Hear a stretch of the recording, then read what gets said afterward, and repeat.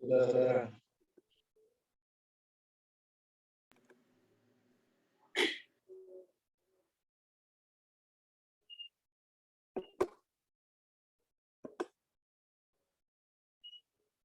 Oke, judul pada malam hari ini judulnya adalah ilmu sihir zaman dulu dan zaman sekarang. Beberapa 10 tahun yang lalu, saya di Pulau Sabu, ada satu daerah yang terkenal dengan ilmu sihirnya yang sangat hebat. Dan nama daerah itu Mapipa. Di situ mereka akan mencuri peternakan atau binatang-binatang, dan mereka akan berjalan dari rumah ke rumah untuk menyuruh binatang itu berjalan ke tempat mereka. Dan itulah yang sangat mereka lakukan setiap tahun. Dan ketika saat itu polisi atau tentara juga mau bom tempat itu, dan tiba-tiba tempat itu tidak kelihatan karena begitu dahsyatnya kekuatan gaib mereka. Dan pada saat ini juga kita akan membahas bagaimana pada zaman diceritakan dalam buku kisah para nabi ini, dan diceritakan dalam catatan Alkitab ya, tentang kunjungan Saul kepada perempuan di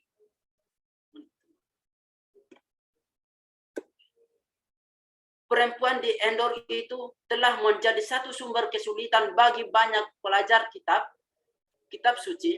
Banyak orang yang berpendapat Samuel yang sebenarnya hadir di dalam percakapannya dengan Saul. Tetapi Alkitab sendiri memberikan dasar yang cukup bagi kita untuk mengambil satu kesimpulan yang sebaliknya. Jikalau bagaimana yang dikatakan oleh banyak orang, Samuel ada di surga, maka ia telah dipanggil kembali ke tempat itu oleh kuasa Allah atau oleh kuasa setan. Tidak ada seorang pun yang dapat mempercayai sedikit pun bahwa setan mempunyai kuasa untuk memanggil nabi Allah yang suci itu dari surga untuk menghormati sihir yang diadakan oleh perempuan yang terbuang itu. Bagaimana kalau kita melihat dari kuasa iblis ini sangat kuat, bisa juga dia menyamarkan satu wujudnya, dan ia akan meyakinkan orang itu percaya.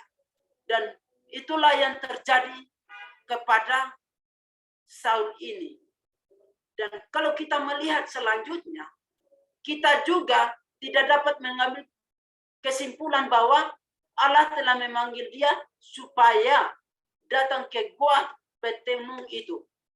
Karena Tuhan sudah menolak berhubungan dengan Saul melalui mimpi, melalui urim, atau melalui nabi. Kalau kita melihat di dalam 1 Samuel 28 ayat 6, di situ dikatakan bahwa semuanya ini adalah alat-alat yang telah ditetapkan oleh Tuhan untuk berkomunikasi, dan ia tidak menyisihkan perkara itu begitu saja untuk menyampaikan satu pekabaran melalui alat setan. Jadi saudara yang terkasih di dalam Yesus Kristus, kita melihat bahwa Tuhan tidak menggunakan alat setan untuk apa? Untuk Samuel. Tetapi setan untuk berusaha untuk Saul ini untuk percaya. Dan kalau kita melihat selanjutnya, di sini dikatakan bahwa hampir semua bentuk sihir dan tenung pada zaman dulu didasarkan atas kepercayaan bahwa seorang dapat berhubungan dengan orang yang sudah mati. Mereka yang menjalankan ilmu tenung mengaku bahwa mereka bisa berhubungan dengan roh-roh jahat.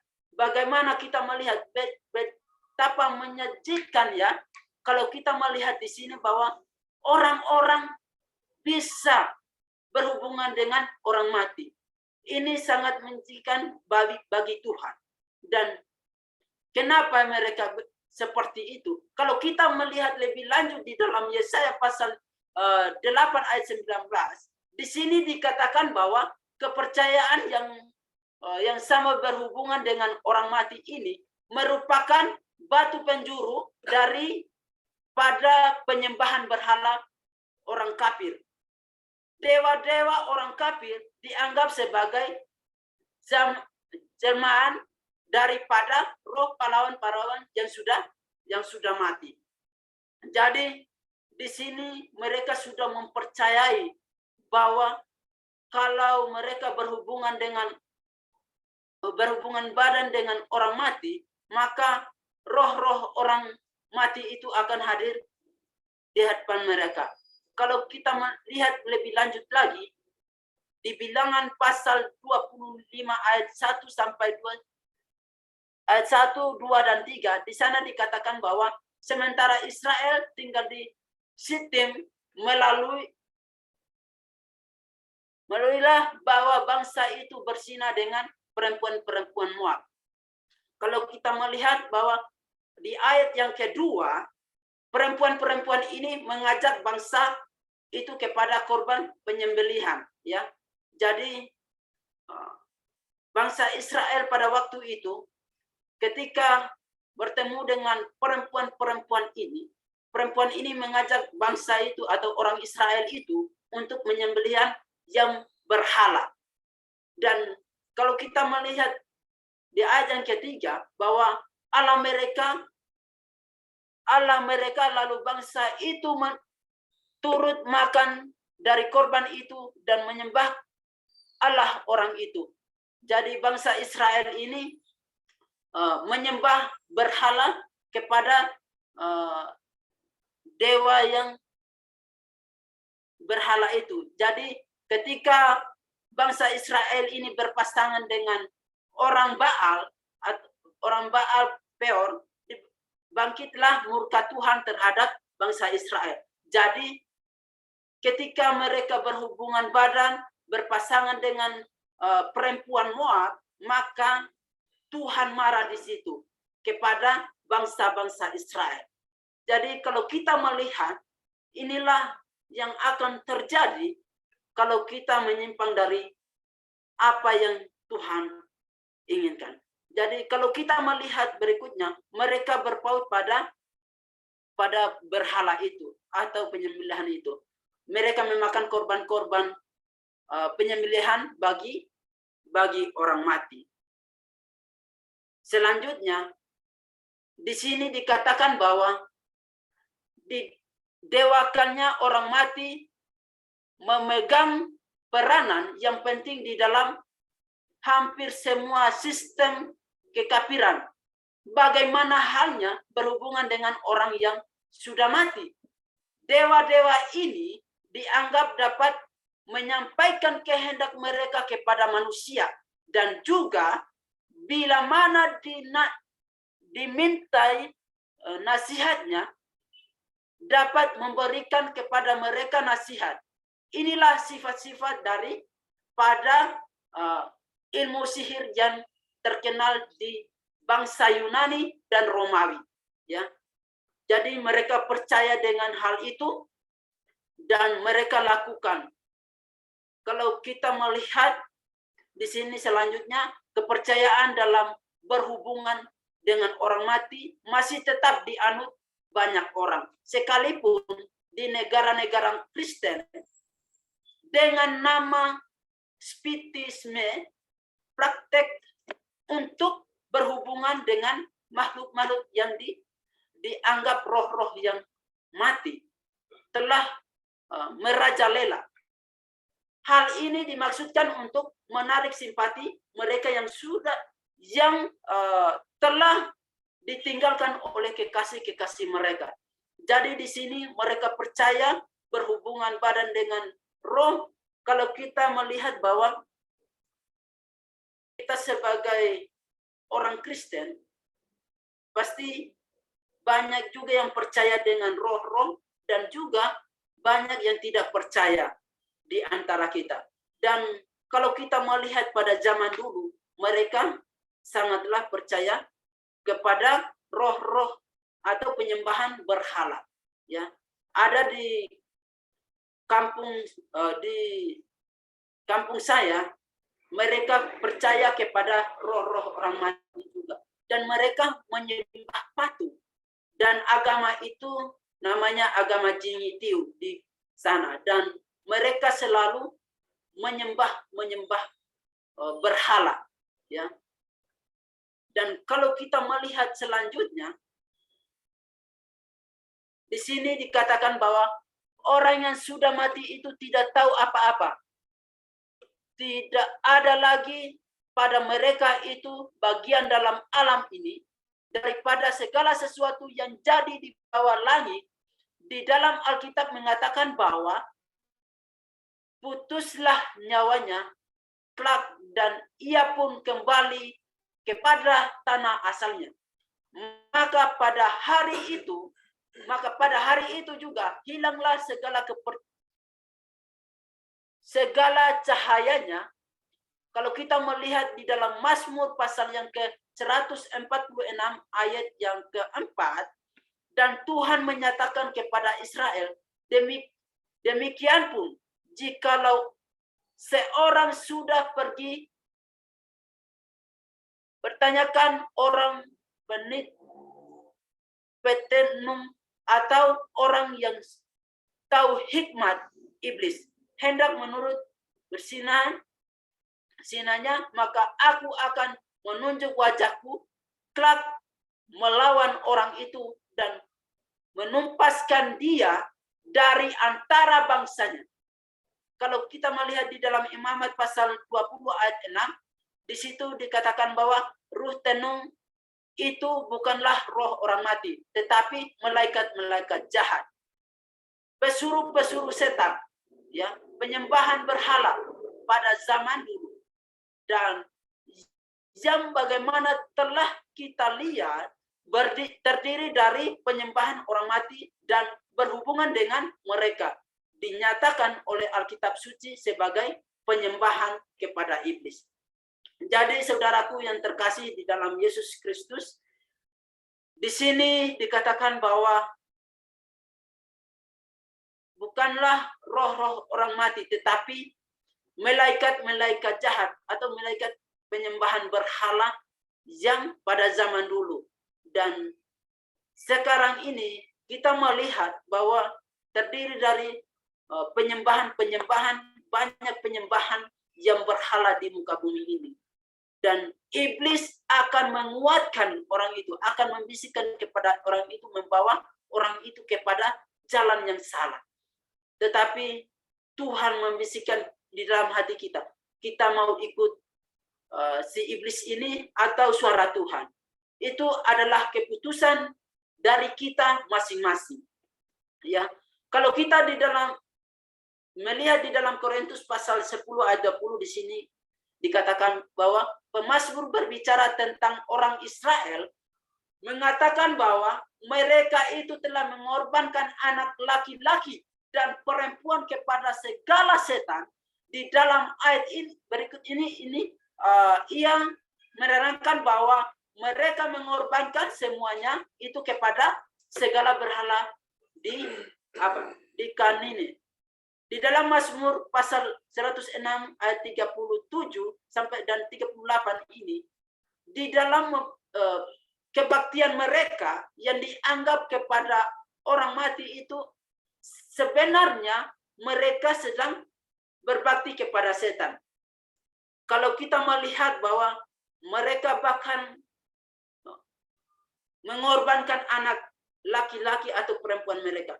Contohnya, kalau kita mau menginginkan satu ilmu atau ilmu gaib, kita akan pasti merelakan mengorbankan anak kita. Apakah kita tega? Apakah kita akan lakukan hal itu?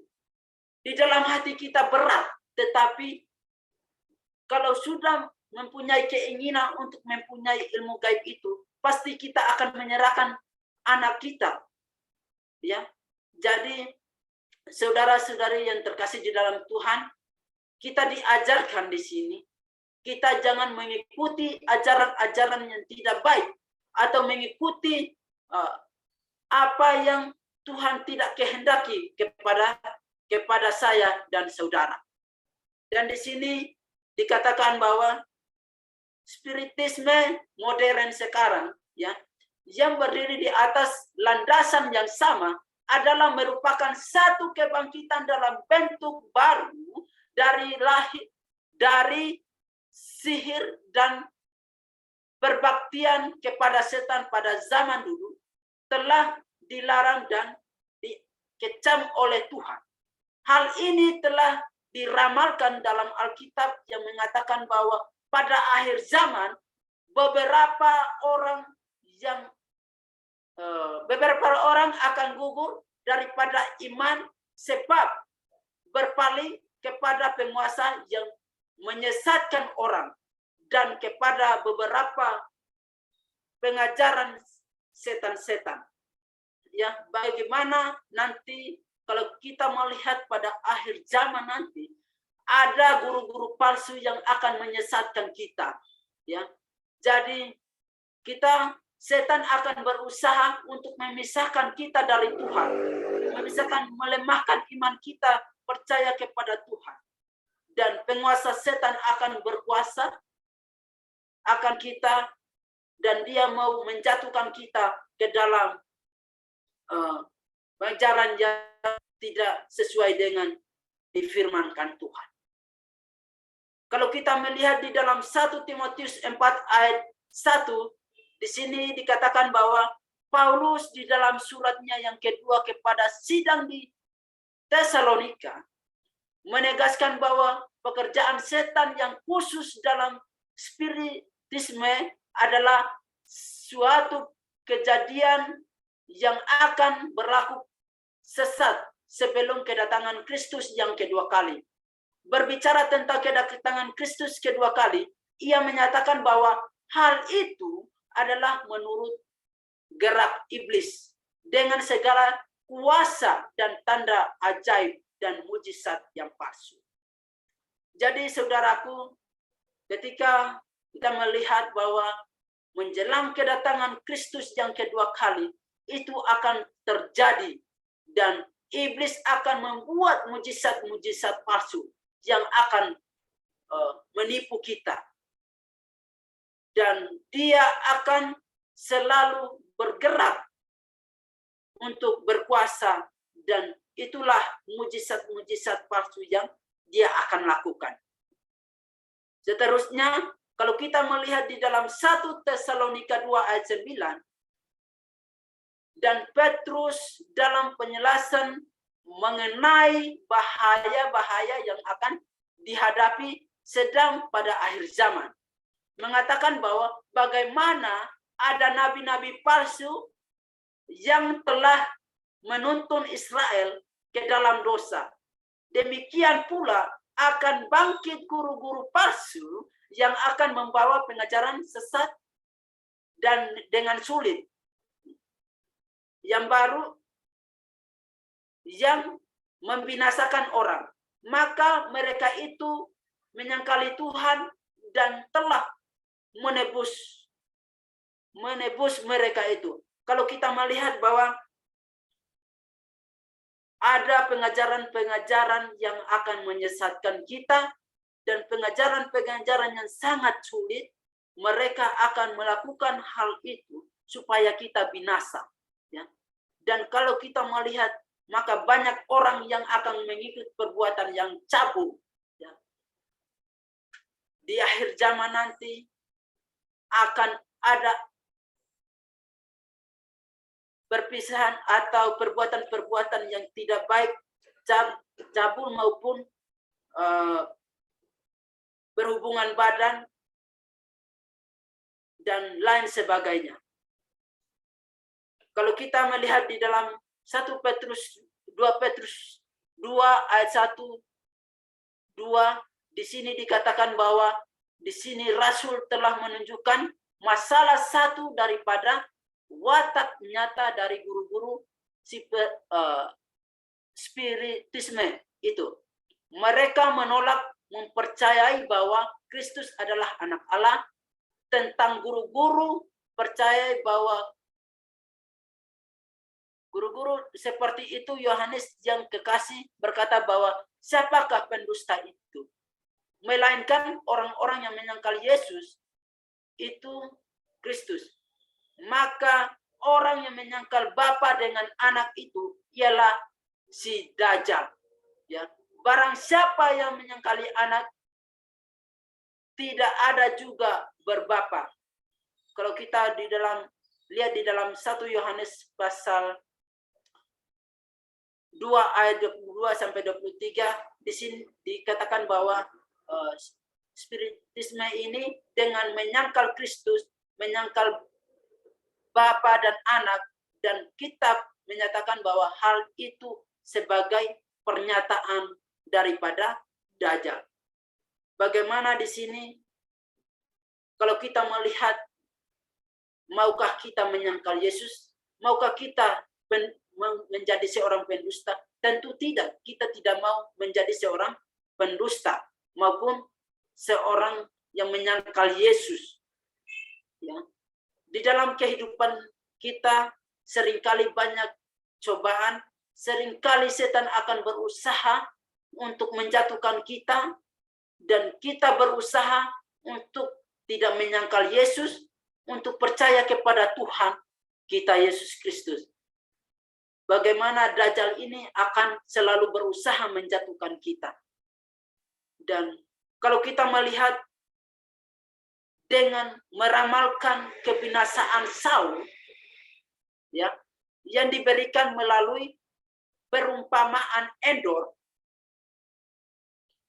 Perumpamaan Endor itu, setan merencanakan menjerat bangsa Israel, lalu mengharapkan bahwa mereka akan menaruh kepercayaan kepada ilmu tenung dan akan dituntun untuk berunding penasihat dengan dia. Dengan demikian mereka akan berpaling dari Tuhan sebagai penasihat mereka, dan akan mendapatkan diri mereka di bawah pimpinan setan. Bagaimana di sini setan berusaha untuk menjatuhkan bangsa Israel pada waktu itu, dan bangsa Israel ini jatuh di tanah di perempuan-perempuan Moab tersebut, dan mereka menyembah berhala.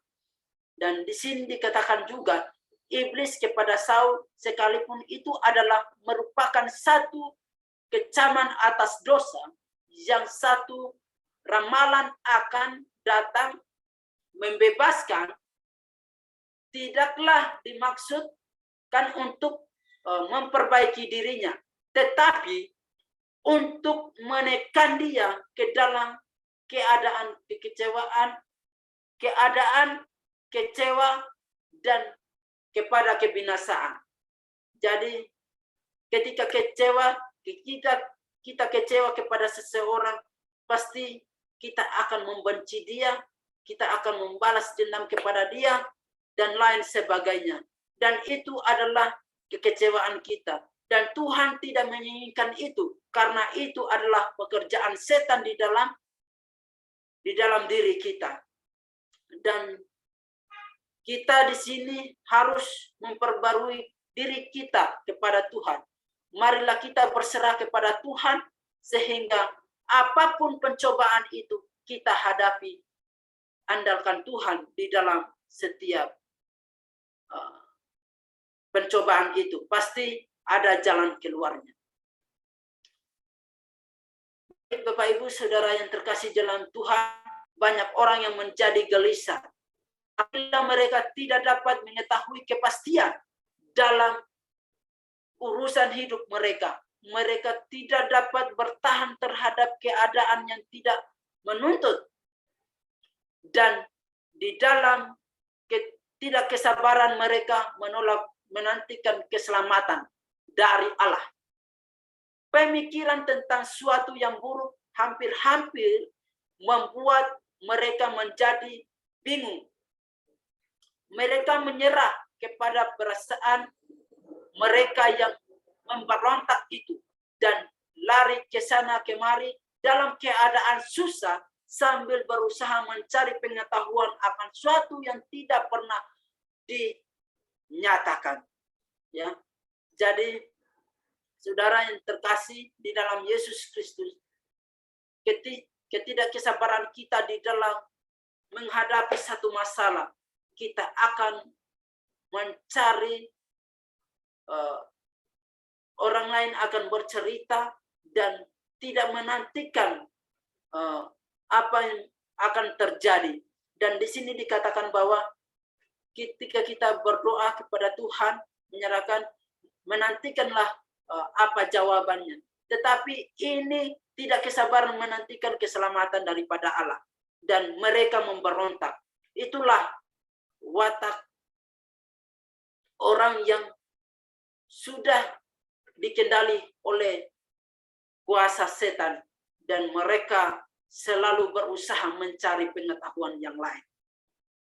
Saudara yang terkasih di dalam Yesus Kristus, Tuhan menyatakan diri di hadapan Israel akan akibat-akibat mengadakan hubungan dengan roh-roh jahat di dalam kekejian bangsa Kanani. Mereka tidak mempunyai perasaan cinta yang wajar. Penyembah berhala, orang-orang yang berbuat zina, membunuh, dan keji oleh karena setiap pikiran yang jahat, perbuatan yang bersifat memberontak, manusia tidak mengetahui hatinya sendiri. Oleh karena hati itulah penipu adanya terlebih segala sesuatu. Sekali-sekali tidak ada di dalam Yeremia 17 ayat 9, tetapi Allah mengerti kecenderungan sifat manusia yang sudah merosot itu. Kecenderungan inilah yang akan membinasakan kita. Pikiran jahat kita, dari menimbulkan pikiran jahat kita akan membunuh dan menipu orang. Adanya terlebih daripada segala sesuatu, sekali-sekali tidak ada berketentuan. Ya, di dalam Yeremia 17 ayat 9, tetapi Allah mengerti kecenderungan sifat-sifat manusia yang merosot. Itulah yang dijelaskan bahwa musuh daripada jiwa itu selalu siap untuk membuka saluran bagi mengalirnya arus kejahatan yang tidak terkandung di dalam diri kita. Karena itu kehendaki agar kita binasa dan terhukum di hadapan Allah. Itulah yang diinginkan setan, bahwa kita dibawa untuk selalu ke dalam terjerumus di dalam dosa, dan kita akan dihukum di hadapan Allah bersama. Kesimpulan pada malam hari ini, firman Allah kepada Israel pada zaman dulu juga ditunjukkan kepada umatnya zaman sekarang, zaman kita sekarang ini. Dan kalau melihat ini, dan juga kamu berpaling kepada orang bertenung atau orang yang menaruh hikmat iblis, jangan kamu mencari mereka itu hendak menajiskan diri dengan dia. Karena segala orang yang berbuat perkara yang demikian itu kebencian kepada Tuhan. Kalau kita melihat di sini, di zaman kita akan terjadi seperti di zaman Saul, ya. Ketika di akhir zaman nanti akan terjadi seperti di zaman Saul. Dan sekarang ini marilah kita selalu berpegang teguh kepada Tuhan. selalu menyerahkan diri kepada Tuhan, selalu berbuat sesuai dengan kehendak Tuhan. Dan kalau melihat kita di dalam Imamat pasal yang ke-19 ayat 31, janganlah kamu berpaling kepada arwah atau kepada roh beramal. Janganlah kamu mencari mereka dan dengan demikian menjadi najis karena mereka, akulah Tuhan alam. Jadi di sini janganlah kita berpaling kepada Tuhan. Janganlah kita berpaling daripada Tuhan sehingga roh setan itu akan menjauh daripada kita. Kalau di dalam Ulangan pasal 18 ayat 12 di sini dikatakan bahwa setiap orang yang melakukan hal-hal ini adalah kekejian bagi Tuhan, dan oleh karena itu kekejian inilah Tuhan alamu menghalau mereka dari hadapanmu. Saudara yang terkasih di dalam Yesus Kristus, ketika kita melakukan hal-hal kekejian kepada Tuhan, maka Tuhan akan menghalau kejahatan-kejahatan itu kepada diri kita. Tuhan mau kita selalu berserah kepada Dia sampai akhir zaman nanti. Dan marilah kita selalu bersandar kepada Tuhan sampai Yesus datang yang kedua kali. Kiranya Tuhan Yesus memberkati.